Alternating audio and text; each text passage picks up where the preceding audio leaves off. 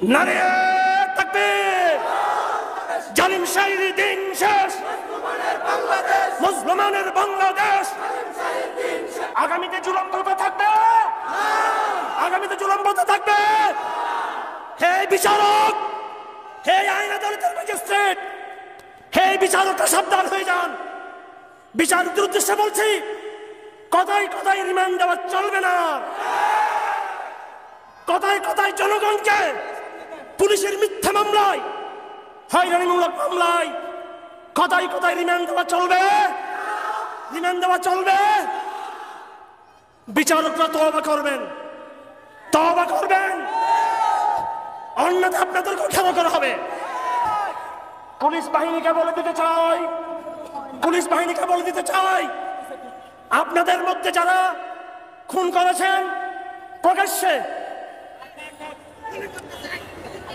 কিছু হবে না, দেখেন দেখেন, পুলিশের মধ্যে আমাদের ভাইরা আছে যারা জুলুম করেছে, গুলি করেছে, খুন করেছে, তাদেরকে অবশ্যই আত্মসমর্পণ করে আইনের আওতায় নিয়ে আসতে হবে, বিচার হবে তাদের। যে সমস্ত পুলিশ অন্যায় করেন নাই, জুলুম করেন নাই, গুম খুন করেন নাই, মানুষকে কষ্ট দেন নাই, আমরা তাদের পক্ষে থাকবো। আগামীতে তারা তাদের পদে বহাল থাকবে। কিন্তু যে সমস্ত পুলিশ গুলি করে মানুষ হত্যা করেছে, তাদের ভিডিও ফুটেজ রয়েছে আমাদের কাছে, তাদের তথ্য আমাদের কাছে রয়েছে। প্রত্যেকটা পুলিশকে আইনের আওতায় নিয়ে আসতে আনা হবে। র্যাবের সদস্য এবং অন্যান্য বাহিনীর গোয়েন্দা সংস্থা যারা সরাসরি গুম খুনে ছিল, তাদেরকে অবশ্যই আজকে তওবার দিন এবং আইনের আওতায় আত্মসমর্পণের সময়। হে লাল হলুদের মিডিয়ার বাচ্চারা, এই লাল কুত্তা যারা দালালি করেছে, মিডিয়ার একটা অংশ এই হাসিনার স্বৈরতন্ত্রকে, এই মিডিয়ার একটা অংশ টিকিয়ে রেখেছিল, কথা ঠিক কিনা? গুলি করলে শহীদ হয়ে যাবো, গুলি করলে শহীদ হব, শহীদ হব, শহীদ হব, গুলি করলে শহীদ হব, শহীদ হব, শহীদ হব। দাঁড়ান, গুলি প্রতিরোধ গড়ে তুলব। আচ্ছা শুনেন, এইভাবে সাংবাদিক ভাইদের উদ্দেশ্যে বলতে চাই, আপনারা এতদিন যারা দালালি করেছেন, এখন আপনারা জনগণের কাতারে সামিল হয়ে যাবেন। আওয়ামী লীগের ভাইরা, আওয়ামী লীগ, যুবলীগ, ছাত্রলীগ, যারা যারা আমাদেরকে আগে গুলি করেছেন, বোমা মেরেছেন, আপনাদেরকে আইনের আওতায় আসতে হবে, আত্মসমর্পণ করতে হবে। সংগ্রামী মুক্তিকামী জনতা, আপনাদের উদ্দেশ্যে আমি বলবো, নিরীহ যারা আওয়ামী লীগ আছে, ভালো করে শুনুন।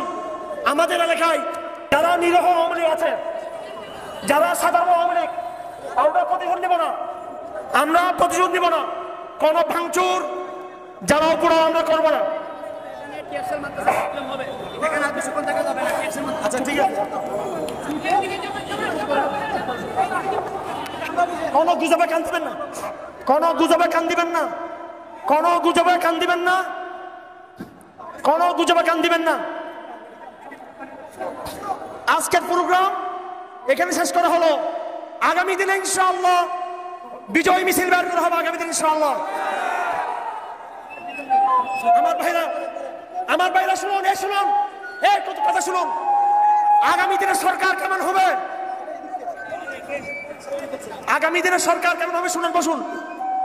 আমি সেনাবাহিনীর উদ্দেশ্যে বলতে চাই, সুশীল সমাজের উদ্দেশ্যে বলতে চাই, আগামী দিনে যে অন্তর্বর্তীকালীন ব্যবস্থা হবে, এটা গুরুত্বপূর্ণ কথা, এটা গুরুত্বপূর্ণ কথা। আগামী দিনে যে সরকার ব্যবস্থা হবে, সেই সরকার ব্যবস্থায়, অন্তর্বর্তীকালীন সরকার ব্যবস্থায় কোন নাস্তিক মুরতাদ দালালদের কোনো ঠাঁই হবে না। যদি আগামী দিনের সরকার ব্যবস্থায় অ্যাম্বুলেন্স ছেড়ে দিন, অ্যাম্বুলেন্স ছেড়ে দিন।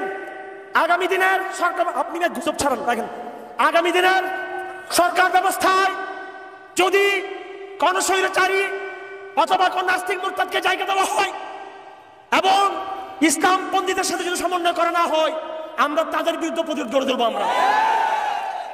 এবং এবং আরেকটা কথা আমি বলবো আপনাদেরকে, অনেকে জিজ্ঞেস করছে এইটাকে খেলাফতের বিপ্লব, শরীয়তের বিপ্লব। আমি আপনাদেরকে বলতে চাই, এখনো বাংলাদেশের সমস্ত জনগণ শরীয়ত এখনো বুঝতেছে না। বাংলাদেশে এখনো সমস্ত নারী পুরুষ, স্টুডেন্ট, আমরা সাধারণ জনগণ, কৃষক সমাজ খেলাফত, শরীয়ত, ইসলামের আইন বোঝাতে সময় লাগবে। আমরা আগামী দিনে এমন এক সরকার চাই যে সরকার পুরোপুরি ইসলামিক হবে, সেটা আমরা মনে করি না। কিন্তু সেই সরকার তাগুত সরকার হোক, কিন্তু অন্তত আবু তালেবের অবস্থানে থাকতে হবে। সেই সরকার সেকুলার পন্থা অবলম্বন করলে করুক, জুলুম করা চলবে না। কথায় কথায় জঙ্গি বলা চলবে না, কথায় কথায় সন্ত্রাসী বলা চলবে না, ধরপকড় চলবে না। সাবধান করে দিচ্ছি আমি। আমরা আগামীতে যে সরকার আসবে, সেই সরকারকে আমরা বলছি না যে তোমরা চোরের হাত কাটো, সেনার বিচারের ব্যবস্থা বাইন করো, এই মুহূর্তে সুদভিত্তিক ব্যাংক বন্ধ করে দাও। এটা করলে আমরা জানি সেটা মতো সম্ভব নয়। শুধু একটাই ডিমান্ড থাকবে, আমার ডিমান্ড ইজ অনলি ওয়ান, হবে আগামী সরকার কোনো জুলুম করতে পারবে না, ইসলামের আতঙ্ক তৈরি করতে পারবে না। টেকনাফ থেকে তেঁতুলিয়া ইসলামের যে স্পেস দিতে হবে।